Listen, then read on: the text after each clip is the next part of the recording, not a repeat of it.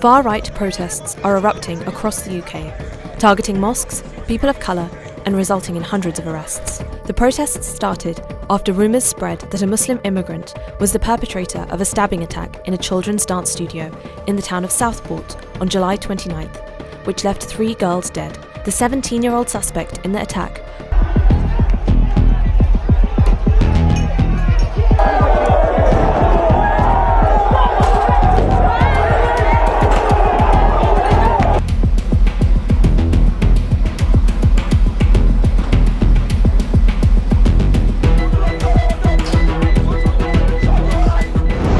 हाल ही में यूके में emergency security घोषित करनी पड़ी मस्जिदों के लिए, मॉस्क्स के लिए। आज के समय जो मुस्लिम्स की माइनॉरिटी है 6 से कोई 10% के करीब जो मुस्लिम्स की ये माइनॉरिटी है, क्योंकि जो यूनाइटेड किंगडम की टोटल पॉपुलेशन है वो 6 करोड़ 70 लाख के आसपास है 2021 के डाटा के हिसाब से। और जो ये मुस्लिम्स की 10% की पॉपुलेशन है, साथ ही साथ इमिग्रेंट्स को भी मिलाकर ये बहुत ही प्रेशर फील कर रही है आज के समय। जो फार राइट्स ग्रुप है आज के समय ब्रिटेन में, यूके में, वो काफ़ी ज़्यादा एक्टिव है और वो काफ़ी ज़्यादा अटैक कर रहे हैं मुस्लिम्स को, मुस्लिम्स के मॉस्क को, मस्जिदों को, वो ये बहुत ज़्यादा अटैक कर रही है। आज के समय आप देखोगे कि जो यूके की पॉपुलेशन है उनसे अगर पूछा जाए कि आपको कैसा महसूस हो रहा है, तो यही कहेंगे, बहुत से लोगों का यही जवाब है कि आई फील फियर।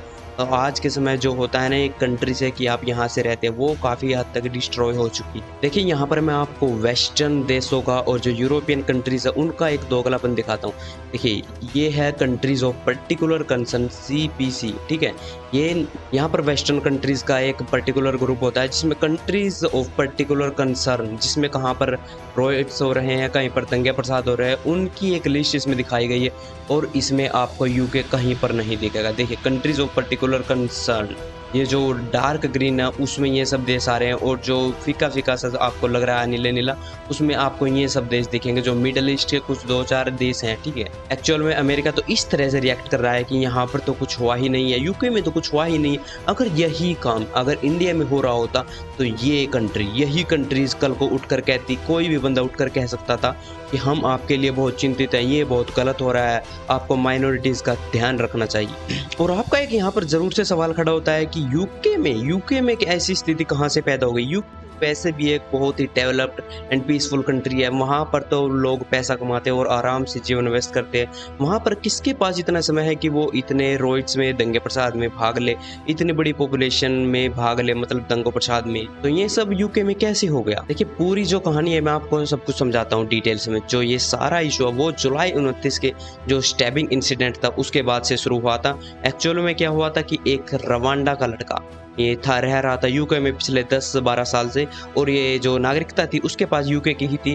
वो अचानक से क्या होता है कि अपने घर पर था, घर से 10-20 किलोमीटर दूर निकल कर जाता है और टेलर स्विफ्ट के गानों पर कुछ बच्चियाँ, हाँ जी हाँ, कुछ बच्चियाँ 10 से 11 साल की बच्चियाँ अपना डांस कर रही थी एक डांस क्लब में।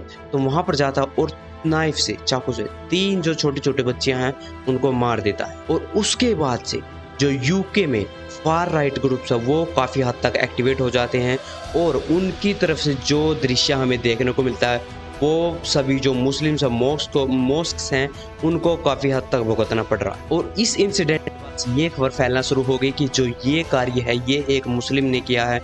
और बाय द वे ये फ़ोटोज़ हैं विक्टिम की, जो छोटी बच्ची हैं उनकी ये फ़ोटो है। और जब ये फ़ोटो पब्लिक के सामने आई तब काफ़ी हद तक इतना आक्रोश आया पब्लिक में कि अब तो हम इनको नहीं छोड़ेंगे, जो इलीगल इमिग्रेंट्स हैं उनको हम अपने देश से बाहर निकाल कर ही मानेंगे। और यूके में जो ये फार राइट्स ग्रुप है उनकी एक विचारधारा ये है कि जो यूके है, यूके में वाइट लोग ज़्यादा होने चाहिए। जो ये बाहर के जो इलीगल इमिग्रेंट्स आ रहे हैं उनकी वजह से जो वाइट पॉपुलेशन है वो खतरे में आ जाएगी। इसी कारण से जो फार राइट ग्रुप्स है, वाइट लोग हैं, उनके जो पहला टारगेट रहा है वो मुस्लिम्स ही रहे हैं। उन पर काफ़ी हद तक फार राइट्स ने काफी पिछले कुछ समय में बहुत से हमले किए। इस ग्रुप है इनका एक ही नारा था, इनफ इज इनफ, अब बस बहुत हो गया, अब हम बिल्कुल बर्दाश्त नहीं करेंगे। जो ये बाहर से इलीगल इमिग्रेंट्स हैं वो आकर हमारे ही कंट्री में हमारे ही बच्चों को मार रहे हैं और जो हमारे वर्कर्स हैं उनका काम भी छीन रहे हैं, ये अब नहीं सहेंगे, इनफ इज इनफ। और देखिए इतना कुछ करने के बाद जो ये फार राइट्स ग्रुप के खिलाफ सरकार ने कड़ा एक्शन लेना स्टार्ट कर दिया।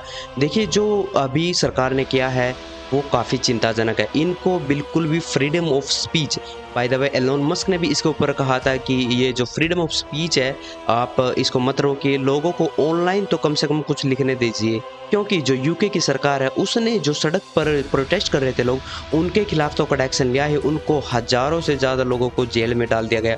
और न केवल इतना ही, बल्कि जो ऑनलाइन कुछ मुस्लिमों के खिलाफ लिख रहा था, उनको भी ढूँढ कर, ये लगा लो ट्रेस कर पकड़ कर जेल में डाला गया। और ऐसा ही अभद्र टिप्पणी करने वाला एक इंसिडेंट तो मैं आपको यही दिखाता हूँ। अब देखिए, ये एक महिला पुलिस ऑफिसर है जो आईपी एड्रेस ट्रेस कर एक व्यक्ति के घर पर पहुंचती है और कहती है कि आपके पास जो फ़ोन है, आपने उसका गलत इस्तेमाल किया है, आपने कुछ अभद्र टिप्पणी की है, इसलिए हम आपको अरेस्ट कर रहे हैं। अब मैंने आपको बताया था कि एलोन मस्क ने भी इस पर टिप्पणी की है कि क्या कोई व्यक्ति अब ऑनलाइन कुछ लिख भी नहीं सकता कि आप उसकी फ्रीडम ऑफ स्पीच भी छीनोगे।